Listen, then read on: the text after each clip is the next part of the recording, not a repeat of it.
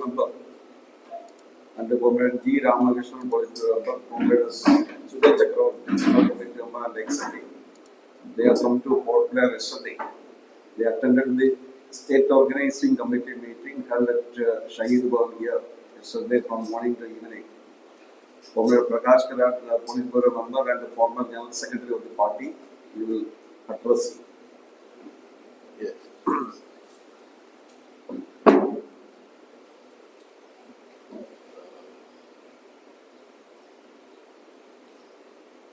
दोस्तों, आज पूरे देश में भारतीय जनता पार्टी और राष्ट्रीय स्वयंसेवक संघ ये प्रचार कर रहे हैं कि अयोध्या में जो राम मंदिर का निर्माण हो रहा है उसका 22 जनवरी को जो उद्घाटन होगा, प्रतिष्ठापन होगा, वो एक ऐतिहासिक क्षण है हमारे देश के लिए।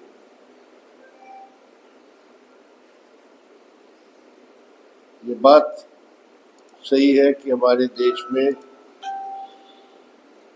सब धर्म में विश्वास करने वालों के लिए पूर्ण अधिकार है अपने धर्म और आस्था को निभाने के लिए,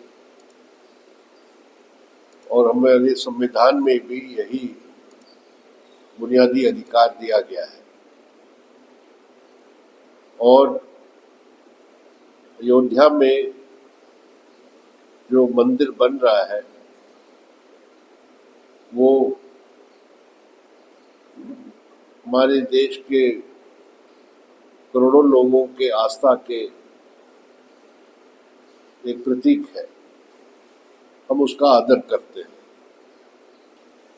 लेकिन जिस तरह भारतीय जनता पार्टी और मोदी सरकार इस धार्मिक स्थल का इस्तेमाल कर रहे हैं, उसका राजनीतिकरण कर रहे हैं और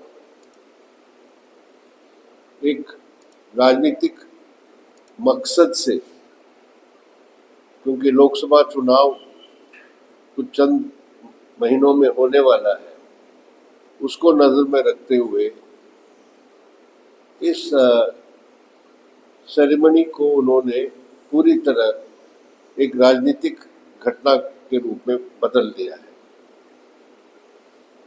इसीलिए हमारी पार्टी, जब हमें हमारी पार्टी के महासचिव को निमंत्रण दिया तो हमारी पार्टी ने उसको इनकार किया और कहा कि इस तरह के राजनीतिक गैदरिंग में या राजनीतिक इस तरह के कार्यक्रम में हमें भाग नहीं लेना चाहिए। यही बात और कुछ विपक्षी पार्टियों ने भी अभी यही स्टैंड लिया है, और ये सिर्फ हमारे विपक्ष की राजनीतिक पार्टियों के ही समझ नहीं है।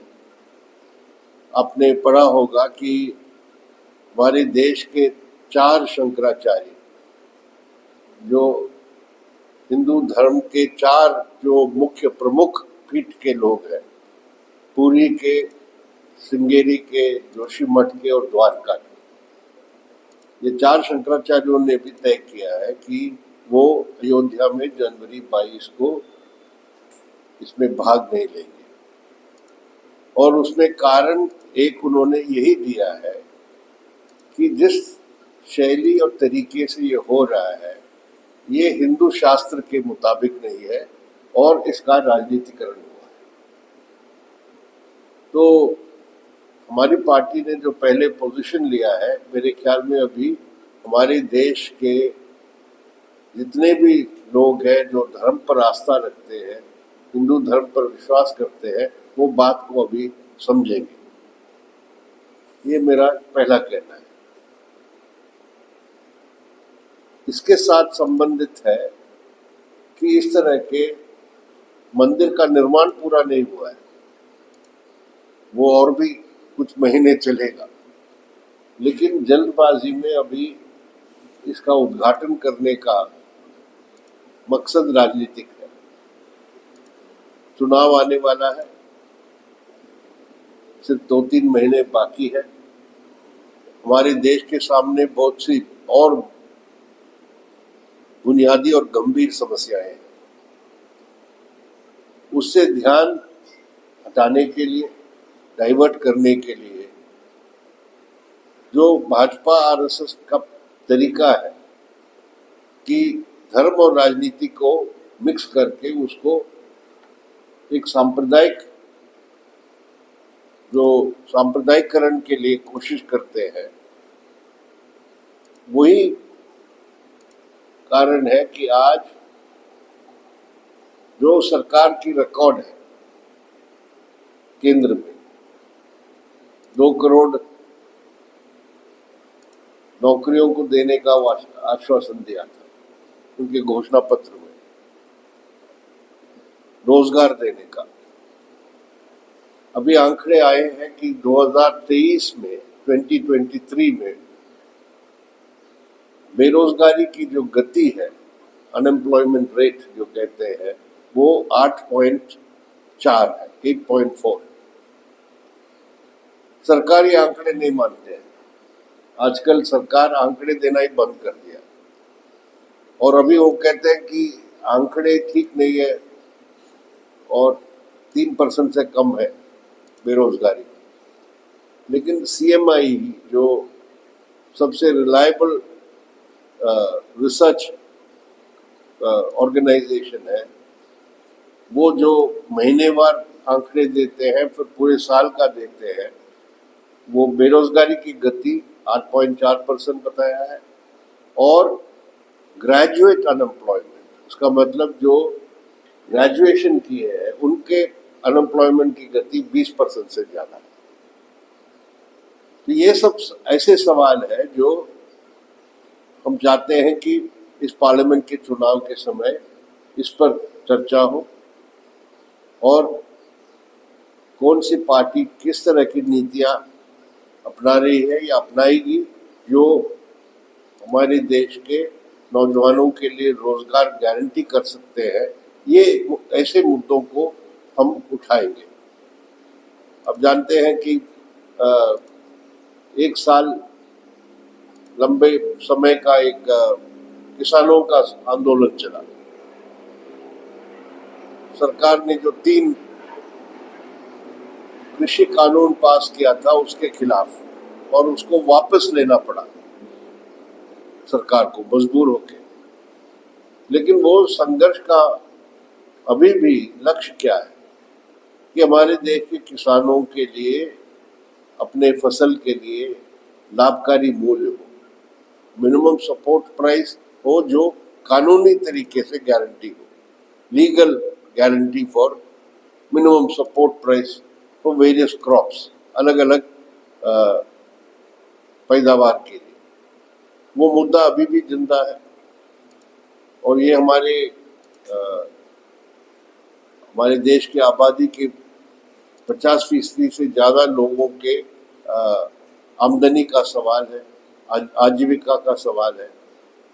तो ये मुद्दा रहेगा आने वाले चुनाव में, और महंगाई का सवाल है, और उसके साथ साथ अभी भी देश में जो गरीबी है और असमानताएं बढ़ी है, और हमारे देश में अभी आप देख सकते हैं कि हर साल जो लिस्ट आता है हमारे देश के जो अरबपति और खरबपति है, बिलियनर्स हैं, उसके संख्या बढ़ते जा रहे हैं। तो ये सब मुद्दे आने वाले चुनाव में आना चाहिए, और भाजपा की कोशिश जो है, भारतीय जनता पार्टी की, कि ये मंदिर और धर्म और सांप्रदायिकता का जो एजेंडा वो ले आना चाहते हैं, उसके काउंटर में हमारी कोशिश है। और विपक्षी पार्टियों की जो अभी एक प्लेटफॉर्म बना है, संयुक्त प्लेटफॉर्म, इंडिया, वो हम सब मिलके भारतीय जनता पार्टी और उनकी सरकार के विकल्प में, ऑल्टरनेटिव में हम अपने एजेंडा और बात देश की जनता के सामने रखेंगे। तो ये है राष्ट्रीय स्तर पर कुछ जो नेशनल लेवल पर जो अभी फौरी तौर पर मुद्दे हैं। इसके साथ साथ अंडमान और निकोबार के बारे में हमारी पार्टी कल यहाँ हमारी पार्टी की राज्य संगठन कमेटी की मीटिंग हुई थी। तो पहली बात हमारे सामने ये रहा है कि मैं तो दिल्ली से आया हूँ, तो पहली बात ये है कि अंडमान और निकोबार में यहाँ कोई डेमोक्रेटिक सेटअप नहीं है, प्रतिनिधित्व नहीं है जनता के लिए। यहाँ तो पहले क्या प्रदेश काउंसिल एक होता था, वो तो पहले खत्म हो गया है। उसके बाद अभी म्युनिसिपल कॉर्पोरेशन के अलावा या पंचायत सिस्टम में जो है लोकल बॉडीज, उसके अलावा कोई और जनता के लिए सेल्फ गवर्निंग इंस्टीट्यूशन जो रिप्रेजेंटेटिव इंस्टीट्यूशन है वो नहीं है। पीपल सेलेक्टेड, वही प्रतिनिधित्व माने वही है, रिप्रेजेंटेटिव। तो इसीलिए हमारी पार्टी की मांग रही है कि पहला कदम ये होना चाहिए कि एक लेजिस्लेटिव असेंबली यहाँ होना चाहिए, यहाँ एक विधानसभा होना चाहिए। यूनियन टेरिटरी है, यूनियन टेरिटरी के तहत जैसे पुदुचेरी में है, पौंडीचेरी में असेंबली है और वहाँ लोकल गवर्नमेंट है, लोकल रिप्रेजेंटेटिव असेंबली ही नहीं है, वहाँ एक प्रशासन भी है। उस तरह के एक सेटअप यहाँ भी अंडमान और निकोबार में होना चाहिए।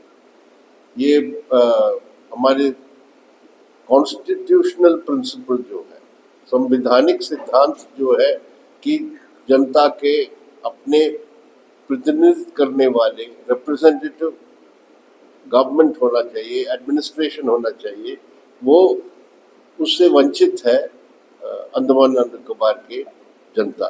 तो कम से कम पुदुचेरी टाइप ऑफ असेंबली यहाँ बनना चाहिए। इसके अलावा पिछले हमारे कल की मीटिंग में आने वाले लोकसभा चुनाव के बारे में यहाँ हमारी कमेटी ने विचार विमर्श किया और हमारी कमेटी की राय है, उन्होंने ये सिफारिश की है कि लोकसभा का चुनाव में यहाँ मार्क्सवादी कम्युनिस्ट पार्टी अपने चुनाव लड़े और लोकसभा में हमारे कैंडिडेट होना चाहिए सीपीएम की ओर से। ये हमारे अंडमान निकोबार की कमेटी की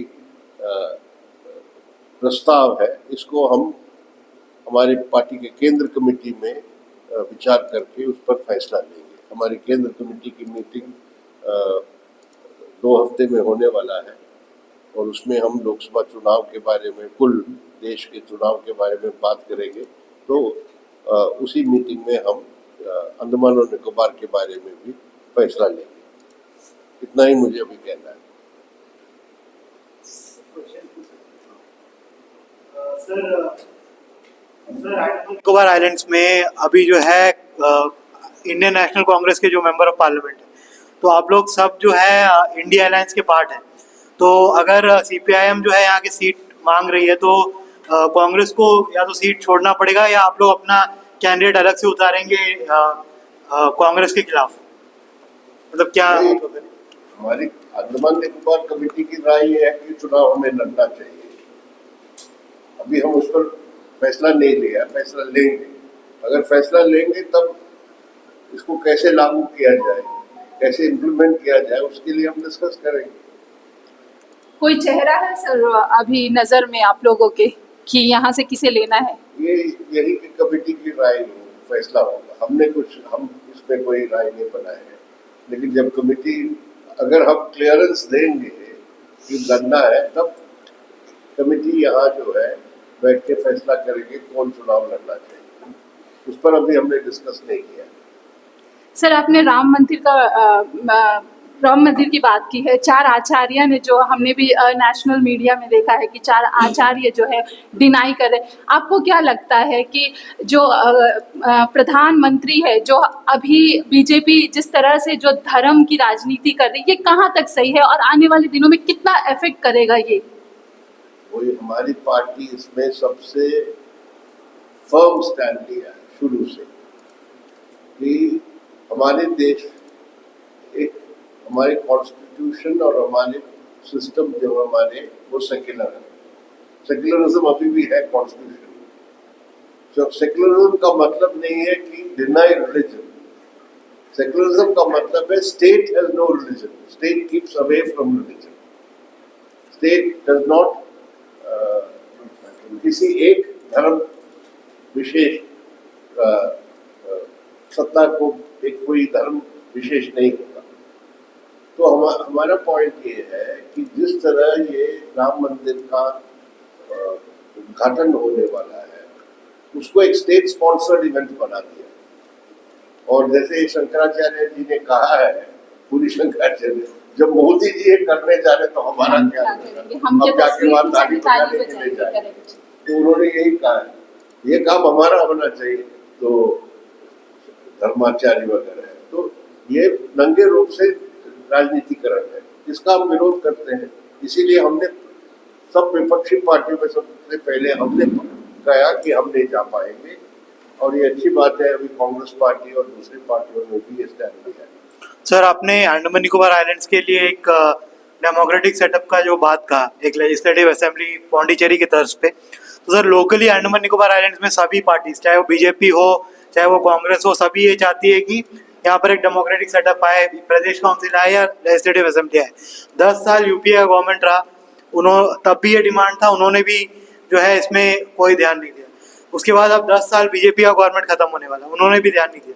तो क्या अब अगर इंडिया अलायंस का जो सरकार आता है, तो आप लोग प्रेशराइज करेंगे अंडमान निकोबार आइलैंड्स में लेजिस्लेटिव असेंबली या प्रदेश काउंसिल को जो है लेकर आने के लिए? क्या आपका स्टैंड रहेगा इसमें सर? सर, इसमें एक ऐड करना चाहूंगी कि क्या यह आपका चुनावी मुद्दा है आने वाले लोकसभा इलेक्शन के लिए? ये जी जरूर। अगर हम चुनाव यहाँ लड़ेंगे डायरेक्टली, तो डायरेक्टली उसको मुद्दा बनाएंगे। एक तो ये है। दूसरी बात ये है, जब हमारे यहाँ से एमपी नहीं आए कभी, जब लोकसभा में हमारी पार्टी मेरे ख्याल में 2-3 बार प्राइवेट मेंबर्स बिल इंट्रोड्यूस किया था। कॉमरेड वासुदेव आचार्य हमारे जो लीडर थे लोकसभा में, उन्होंने प्राइवेट मेंबर्स बिल पेश किया था कि अंडमान और निकोबार को असेंबली देना चाहिए पुडुचेरी की तरह। इस तरह की पहले से हम इसका वकालत करते आए हैं। ये अलग बात है कि कांग्रेस पार्टी हो या भाजपा हो, जब वो शासन कर रहे थे, हम सरकार में नहीं थे, यूपीए में भी हम सरकार में नहीं थे, तो इन पार्टियों की मुख्य जिम्मेदारी बनती इसको लागू कराने के लिए। लेकिन हमारी ताकत बढ़ेगी अगर हम पार्लियामेंट में किसी रूप में आएंगे, हम इसको दोबारा इसको टेकअप करेंगे। सर, इंडिया यूनिटी जो है, इसमें सीपीआईएम का जो होना इस तरह है कि लक्ष्मी यूनिटी अलग से और इंडिया में ज्वाइन हो रहे हैं, या अलग अलग सीपीआई सीपीएम के साथ जो है अलग अलग पार्टियां किस तरह जो है उसमें इंडिया यूनिटी में जो है सामने? इसमें दो पहलू है, 2 एस्पेक्ट। एक तो भारतीय जनता पार्टी और मोदी सरकार के विकल्प में एक हमारा political platform, defence of democracy, secularism, federalism, ये सब बातों को हम प्रोजेक्ट करेंगे।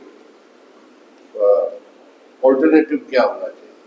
दूसरा, चुनाव में how to maximise unity of anti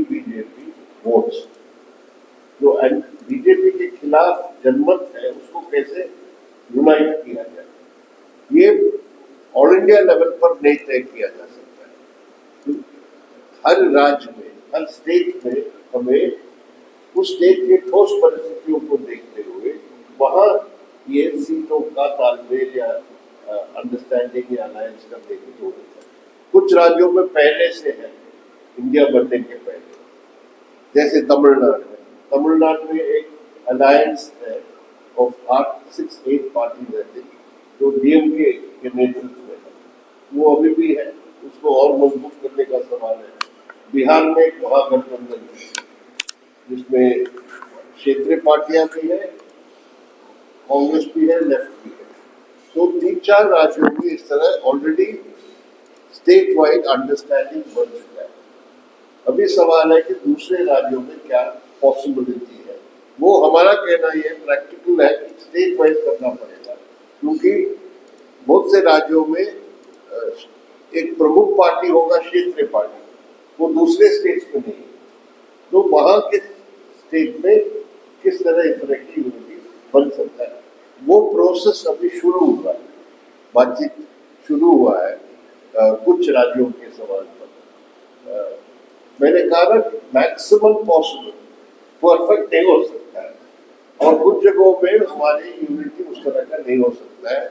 हमारी पार्टी की ओर से हमने कह दिया है, जैसे पश्चिम बंगाल में हमारा और टीएमसी के बीच में कोई अंडरस्टैंडिंग नहीं बन सकता है, हम भी नहीं चाहते, वो भी नहीं चाहते, तो ये अलग बात है।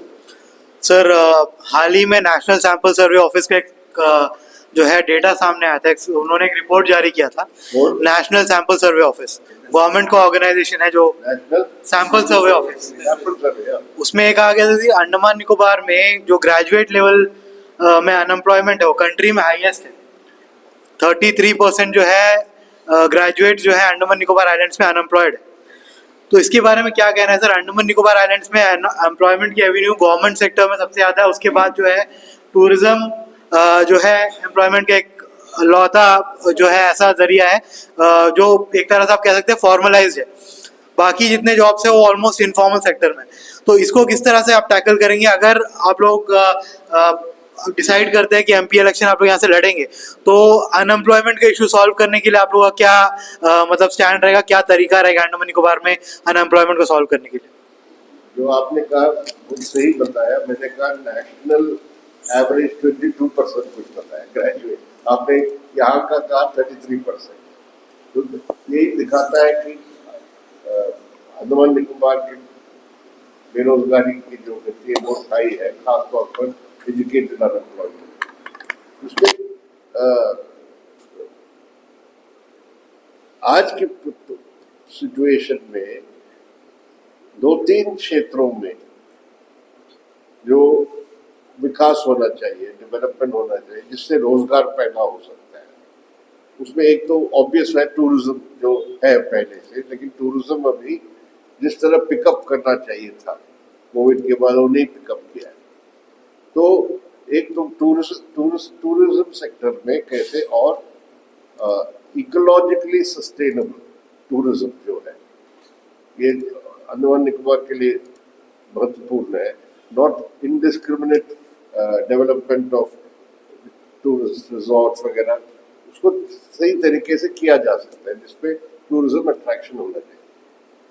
अनफॉर्चुनेटली केंद्र सरकार, क्योंकि ये यूनियन टेरिटरी है, उनका ध्यान इसमें नहीं लग रहा है। जैसे अभी प्रधानमंत्री जाके लक्षद्वीप की बात कर रहे हैं तो इसमें जो जहाँ है ऑलरेडी पॉसिबिलिटी, जहाँ ऑलरेडी कुछ इंफ्रास्ट्रक्चर है, उसको और कैसे विकसित किया जाए, इस पर प्रायोरिटी देने का सवाल एक है। दूसरा, यहाँ स्मॉल स्केल एंटरप्राइजेस जो है डेवलप किया जा सकता है, given the again geography and ecology of this place. उसके लिए कैसे प्रोत्साहन किया जाए, स्मॉल स्केल एंटरप्राइजेस जो है उसको डेवलप करने के लिए कितना किया जाए, इस पर ध्यान देना चाहिए। इस तरह के अलग बातों को देख के जो एम्प्लॉयमेंट जनरेशन जिससे हो सकता है, और उसके साथ साथ उससे एजुकेटेड जो जैसे मुझे पता नहीं यहाँ का सी फूड एग्रो प्रोसेसिंग, इस तरह के सेक्टर्स को कितना डेवलप किया जाता है उसमें मेरे ज़्यादा उसमें जानकारी नहीं है, लेकिन केरला और लक्षद्वीप के जो एक्सपीरियंस है, जो मेन कोस्ट लाइन है, ये दो एरियाज है जिसमें हम समझते हैं और पॉसिबिलिटीज होगा डेवलपमेंट की।